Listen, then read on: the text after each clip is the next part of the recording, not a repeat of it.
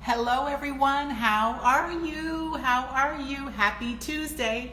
It is Tuesday, 7:30 p.m. Central Standard Time, and we are back for Just Like You, Everyday People, Amazing Stories, episode number 38. Can you believe it? Episode number 38. Thank you so much for joining us today. We have a great guest, as we have always these past 38 episodes. I can't believe it. So if you have a story or know someone who does, and we all have a story, please make sure you get in contact with me. I would love to have you as a guest on the show. Please make sure you get in contact with me. Again, we're on episode number 38. And just a few housekeeping issues. If the internet, for whatever reason, doesn't let us be great, we will be back. We are here 7:30 to 8 p.m. Central Standard Time tonight. Make sure you get in contact with me. I would love to have you on the show. It's about love, positivity, and we are getting our guest in here. Stefan, let's see.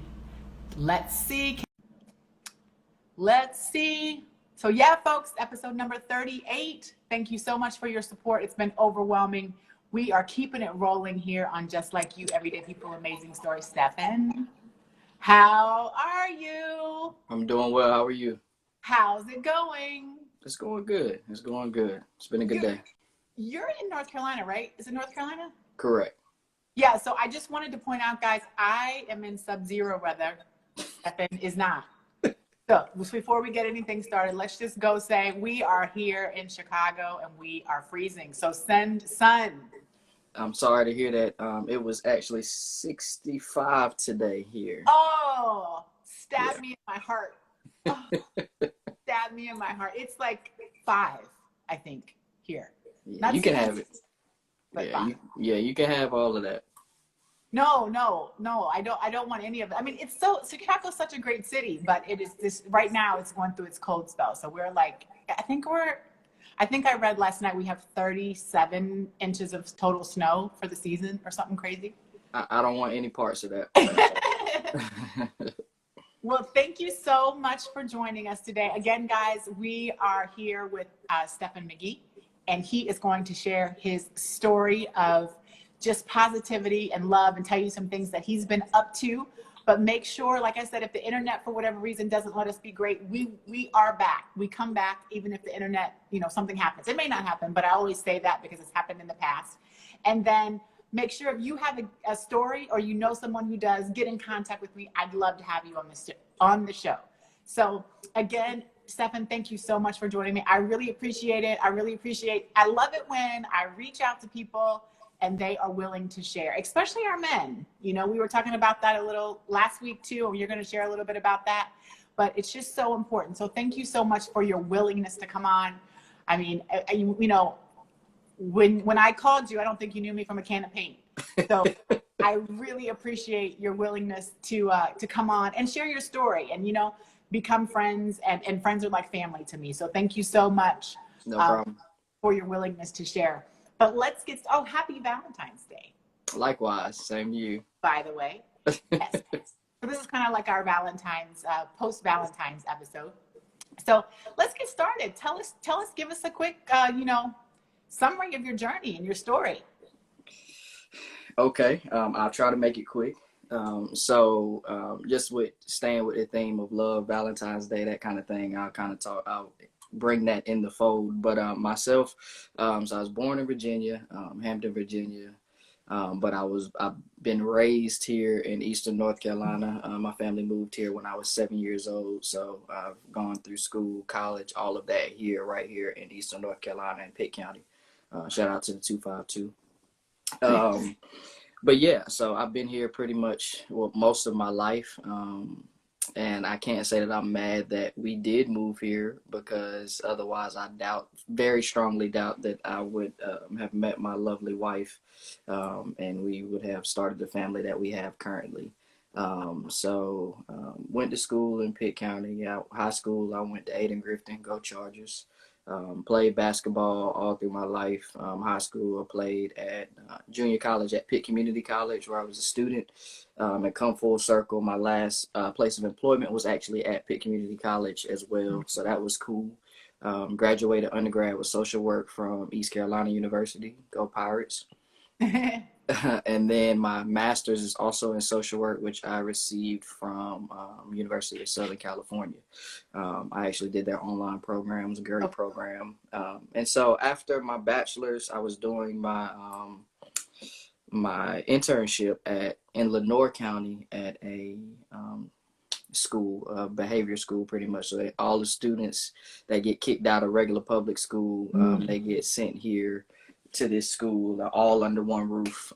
Gangs was a big thing, so a lot of gang members, young black males, and so that's the group of individuals that I feel called to serve, young men of color.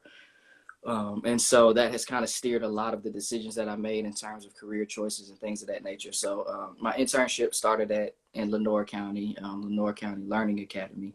And so I learned a lot while I was there. I was there for 2.5, 3 years. They hired me on after my internship. So I came on as a school social worker. So I did a lot of counseling, behavior management, behavior modification with young men of color.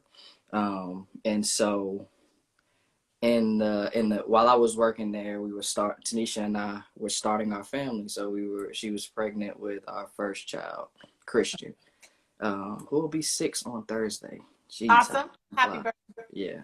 But anyway, so we were starting our family. So I was looking to make some extra income, and so a friend of mine referred me to Pitt Community College. They had a position posted, and it was a part-time position. So I was looking to just work that in addition to my full-time job as a school social worker.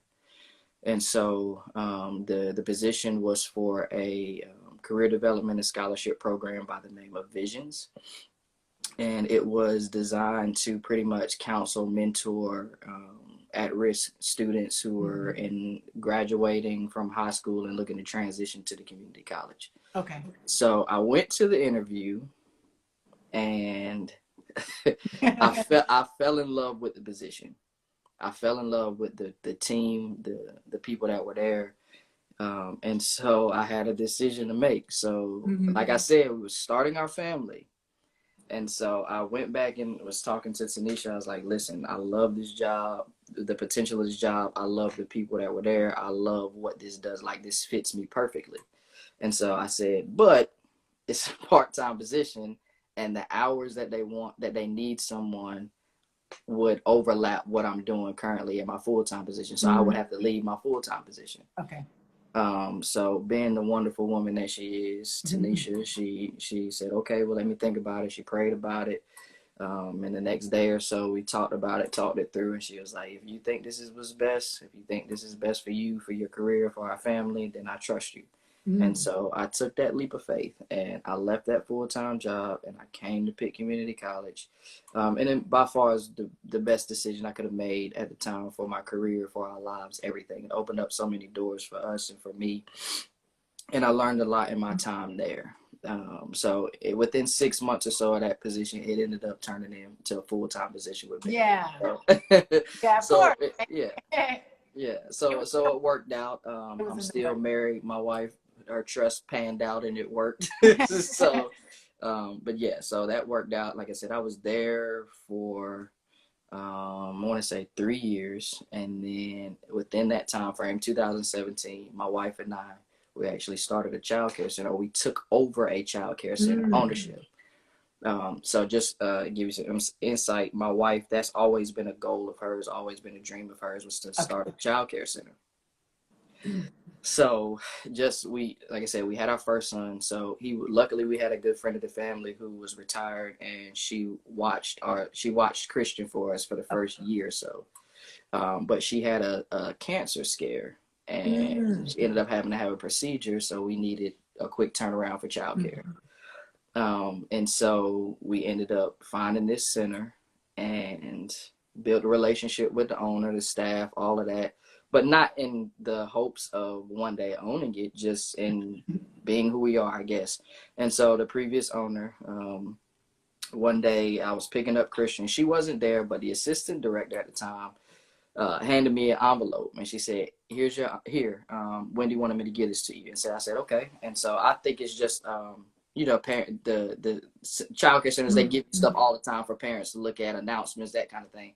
So of course I set it on the counter and didn't think about it again. I didn't even open it. And so maybe a couple of days went by, and then I got another envelope, and so I opened that one, and it was pretty much a rundown, like a statement of the numbers for the daycare, like how much it was costing, overhead, profit, all that kind of stuff. So I'm like, okay, what is this? And then the next time we met, she pulled me into our office and we just had a conversation. She was like, I remember you shared that your wife wanted to have a center.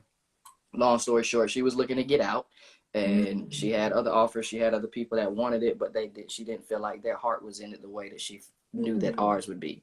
And so we went through the process, talked to Tanisha. She wanted to do it. And so long story short, we ended up taking over in 2017. Okay. And so we have that center now, and it's the same center that our son started in. And so now, Oh, wow. And so Carter is there now. He's 3. And we have another one on the way, Cole. He'll be here April 23rd. Wow. So, yeah, so all of our children will come through our own child care center, which is pretty cool when you think about it. Yeah, I mean, I think, one thing I want, just in spirit of our Valentine's episode, one thing I hear out of what you're saying that, I think people, both men and women, I guess, can learn from, is that you guys seem to be in lockstep, right? Like you guys, I mean, maybe it's not, I know it's not, I guess, always like that, but right. I feel like, the first thing was you, right? Was what should I do this? What should I do? And then she's like, yes, I trust you. The second thing was her thing. Should we do this? What should I do? And you were like, yeah, go for it. So I think that, a lot of times, just as you think of, like I said, families and men and women and marriage and relationships and all that stuff, I feel like that has been a, a critical part of the success of your unit. Maybe can you share with us a little bit more about that? Like, what lessons have you learned by, being in such lockstep? And I'm married too, so Lord knows. I was just saying the other day, I saw this lady, she was shoveling snow outside. Husband was like, why is she shoveling snow? And I said, she's probably been married to her husband for like 50 years, and that's her only break, is shoveling snow. So I'm like, maybe I should go help her, because that's how we get a break. But absolutely. What is that? Like, just give us a little bit of insight into that. Like I said, as we talk about, Valentine's Day in our love episode, of being in lockstep. How what's the advice there? How can our men and women do that? So let me go back a little bit. So it's been a journey for sure. But it's been a long journey for us because we've been together since I was 16. Okay. And she was 17. So pretty much over half of my life, we've known each other and have grown our relationship first as friends and then in a romantic relationship. So we've grown a lot as individuals, first and foremost, within the confines of our relationship. So that's been a part of it. I've been a part of that process with her, and likewise her with me. So that's been it. Really, I know her, she knows me. Whether that works for us most times or sometimes against us in other ways, it doesn't change the fact that we know each other. Right. And so one thing that I've learned in terms of being in a relationship is that neither one of us has the job of making the other one happy. And I think that's where we get mixed up a lot of times in relationships, is because we base our decisions and everything that we do based on whether or not it's going to make that other person happy. And when you get into the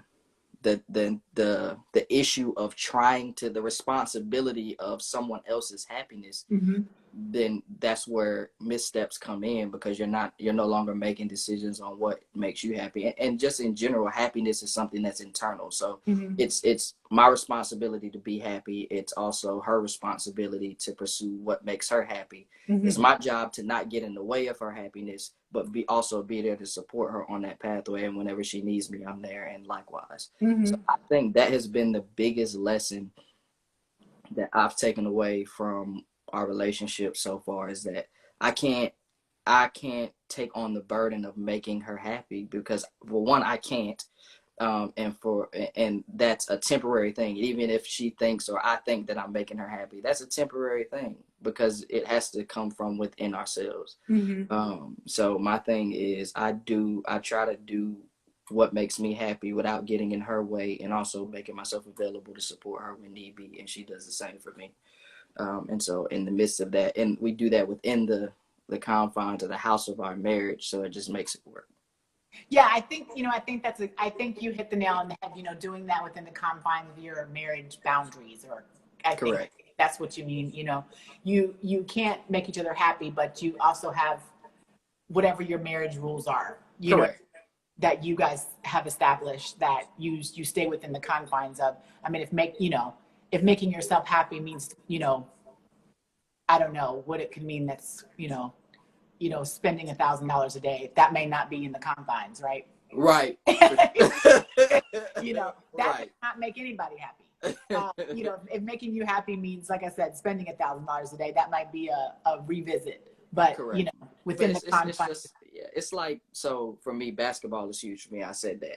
She don't care about basketball. So I don't expect her to necessarily watch a game with me or be as excited about a game or even going to a game or something like that. I don't expect her to just jump on board because that's what makes me happy. Yeah. But I do expect that she knows that makes me happy. It's something that I love to do. So it's okay for me to go do that, engage in that in whatever way, whether it's through coaching, which I've done, or whether it's playing or whatever the case may be. And then at times she will watch a game with me, or we've been to a live game before and she gets into it. So it's cool. It's like I'm not obligated to be on the same wave as you in terms of the things that you like. But when we do, just the fact that we're spending time together is enough. I enjoy spending time with her. She enjoys spending time with me. Nice. So I'm imagining there's some young gentleman out there and he's kind of thinking about this, or thought about this whole relationship game. And you kind of gave advice about not when you're in it. But what about getting in it? Like what about getting in it? And then I want to ask you, are you going to talk about your book? Sure, we can get to I that. want to ask you about that. So I want to ask you about getting in it, the advice you've learned, and then I want to ask you about your book. Okay. So getting into relationships, that's the question, correct? Did you know you were a relationship expert tonight? Did you know that? Had no idea. Okay. You are now.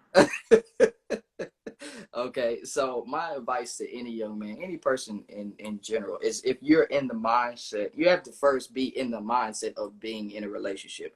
If you don't have that mindset, you're not gonna the relationships, or whether it be platonic or romantic, whenever you're engaging with somebody that could potentially be your significant other, your actions aren't going to align with being in a relationship because that's not the mindset that you're going in with. So for me, I've never been that guy that just wanted to run across town and get as many fish as he can, so to speak. I've just, my personality, just who I am. I've seen other people tear their lives up through relationships. I always wanted to be intentional about being in a relationship. Now, mind you, at 16, I didn't mean to necessarily happen that early. But when you know, when you recognize your queen, your behavior aligns, at least from my perspective. I recognize the woman that Tanisha is. I saw her potential. I didn't fall in love with her potential because that's dangerous, first of all. But I did see that. I saw how she operated. Not before we even got into a relationship, I met her family, so I knew how her family operated. Other people told me about her, so I got to know her. The first place I ever saw her and met her was in church. And so I'm not necessarily saying that they have to be religious or anything like that, but she at least had the discipline and a strong family background and at least a strong moral foundation. So all of those things were things that I recognized. But because I had the mindset of wanting to be an honorable man, and Okay. just have the utmost respect for a woman as I would for my mom, in terms of how I wanted to treat my mom and how I wanted my mom to be treated. That's just the mindset that I have, and I can't say that's for everybody. That's what everybody thinks. But something I tell and I mentor young men or talk to young men, Mm-hmm. to get down to it. I'm like, listen, man, if you, because at that age, or just moving forward, like sex is on your mind. That physical part of a relationship is on your mind. So my thing that I tell young men is that if you can't see this woman potentially, if you can't see yourself potentially being able to raise a child with this woman, you probably shouldn't engage in sex with her, because you could potentially have a child with her. And so I know that's kind of hard to wrap your mind around and think Mm-hmm. about at that young age, but when you're maneuvering like that, that's how I think any relationship. It's like if you're going into a relationship and you know sex is on the table now or potentially, um, if you can't see yourself, this woman being a mother to your child, or being a loving individual, just a caring person, then you probably shouldn't engage in that way with that person. Okay.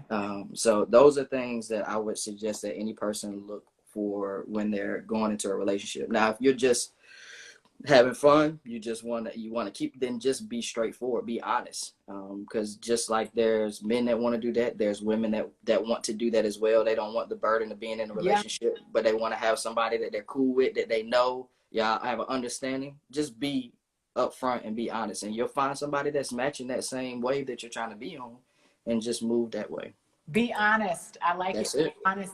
So what? So two more things. I want you to talk about your book, and then I want you to tell us the other things you kind of briefly mentioned it about mentoring Mm-hmm. and advocating for young men. So two Mm-hmm. things. I know you're involved with You Good Bro and Mm-hmm. Make Initiative. So I want you to talk about a little bit about that from your perspective, and then I'd like to, like I said, hear about your book. Okay, so shout out to Jasmine Spain, Kenneth Joyner, you Good Bro podcast team. Jasmine Spain, the founder of Main Initiative, he was on last week, correct? Yes. Yeah, he was on last week talking about what he does, the history and everything behind Main Initiative, which stands for Males Addressing Issues and Needs. But he and I, again, this goes back to why I feel like my move to Pitt Community College was the best move I could have made, because I developed relationships with people like him. And so just being like-minded, both of our goals, and objectives to be able to impact men of color, young men of color, we aligned, and we just started working together. We started vibing together on projects within the scope of our jobs, and then outside of the scope of our jobs. And we just built a relationship. And so I founded a nonprofit, Masterminds at Work, in 2015, I want to say. The basis of that was to start a mentoring program. It hasn't gone the way I wanted to in terms of broad scope, but I have done things within that. And a lot of the things that I've programming that I've done within that has been in partnership with Jasmine and the Main Initiative. So we've done school supply drives. This year 2020, I think, was the first year we hadn't done one in the last 3 years. Um, we've partnered on the main summit, things like that. So Mm-hmm. our goals are aligned, and so we do some of the same things. And so instead of trying to tackle these issues separately, we just collaborate and lean on each other, to be able to impact the community in the biggest way possible. And I love it, seeing men of color build community. Correct. I'm with it. I am. And so, yeah, and so he has event coming up February 23rd, bread management. And so it's pretty much an event for high school seniors, males, to pretty much get some insight on what it takes, financial literacy, learning what to do with your money, what money is, how it can work for you, just trying to give you some insight, because that's some things that we don't get. School system doesn't teach you those things, Right. at least not directly. So it's things that are important to building the community, building men, building responsible men that can be fathers, that can be mentors to other people, that can be good husbands, and that kind of thing. So yeah, shout out to Jazz and the team. Main four virtual event for young men of color as well is going to be in April. I think it's April 16th. Correct me if I'm wrong, Jay, in the comments, but April 16th, the biggest convening for males, men of color, bringing people together, and advancing the mission to address issues and needs within the male culture and male society. So yeah. Awesome. Now give us a little bit about that book. So It's yeah, we want to hear all about it. Yep. so this is the book. It's called Dear Queen, A Letter to My Queen. It's pretty much a declaration of who I aspire to be as a husband. Um, so it wasn't going to be a book, honestly. When you've been together as long as we have, you start running out of ideas and have to come up with different things for gifts, right? So when I can, I do journal. And so I've had journal entries about my wife, about my career, about my goals, about my children, things like that. So I had pretty much a small collection of letters or open letters that I scribe with thoughts about towards my wife. And so I think it was a Mother's Day gift, honestly. And so I'm like, we're past the spending money, you know what I mean? Like, so I was trying to figure out a way to express to her how I was feeling. And so I decided to put that collection together in the form of a book. And so I gave her the book as a gift. I was never even going to put it out to be sold, but in order to get it in print, I published it through Amazon. So I published it in order to just be able to get a hard copy. And so I presented it to her. And so she encouraged me to put it out there. And so it became the book. But so again, the point of the book is pretty much a manifesto, declarations for my aspirations as a husband. And so in the opening of the book, the preface. Can you give us an excerpt? Yeah. So it started with a preface just so you understand the frame of mind that I'm coming from when I'm writing the declaration. Okay. And so in the beginning, it talks about the difference between what I've learned from talking to other people who have been married, looking to get married, divorced, whatever the case may be. And what I found is there's a pattern is that we all talk about, yeah, he's a good man, or yeah, she's a good woman, being a good husband, being a good wife, but it goes beyond that. Because good men and good women get divorced all the time, or good husbands, good wives get divorced all the time and don't make it work. And so I transitioned from trying to be a good husband into being the best husband. And so when you come from that perspective, you're doing things that are what's best for you, but also make you the best fit for your significant other versus just being good. Good men get left high and dry all the time. Okay. So I don't want to be just a good husband. I want to be the best husband. Okay. So starting with that, and then my concept of love. So a lot of people, like you hear people say, I love you unconditionally. To me, that's redundant because love is unconditional in and of itself. To love somebody means you love them. You love all of them. You don't just love pieces of them. So even though you love them, let's say we're in a relationship. I love my wife. I love Tanisha. If we don't make it, it's not because I don't love her. She doesn't love me. It's because maybe I need the love manifest in a different way. Maybe who I am or the way I love her is not what's best for her and doesn't make her better. So we separate. So in order to love her still, I know I need to remove myself to get out of her way so she can be happy or find her happiness. And so it's love manifests in different ways, but it's always unconditional. To me, it has to be. That's what love is. So Strictly Business 12, April is saying, what I said that, April, I'm glad you're seconding the motion. Read a declaration from the book. Okay. Give me a second. Let me choose one. April, yes. For co-signing my request. Page 4 is what you said?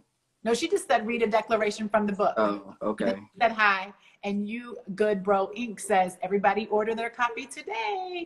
And I think somebody, posted a link to Amazon in the comments. Okay, so I'll read the declaration 5, which is happiness.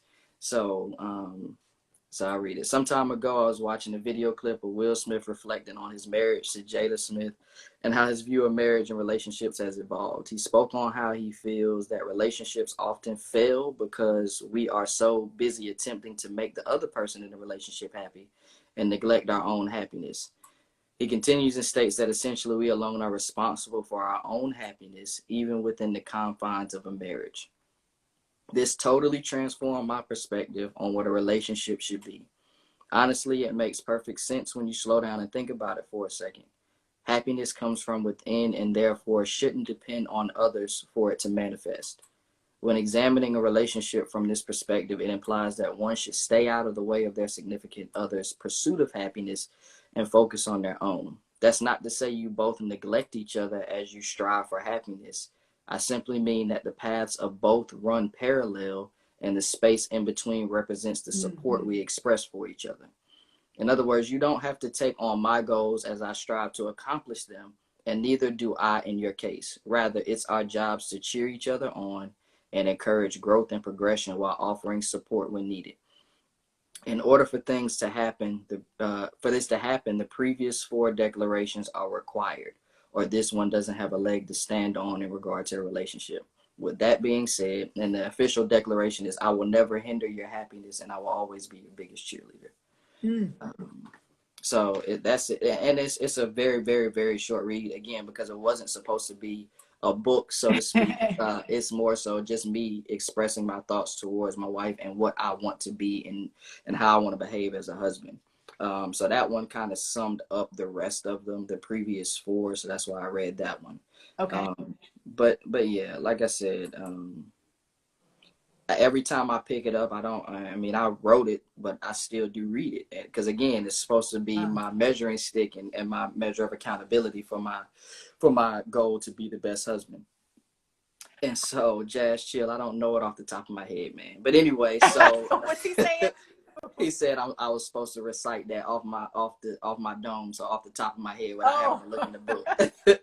But no, I read it from time to time because, like any good book or any book that I love, I pick it up and I read it every now and then, and I get something different from it every time, or it reminds me or resonates in a different way. So even for something that I wrote my own words, it still resonates.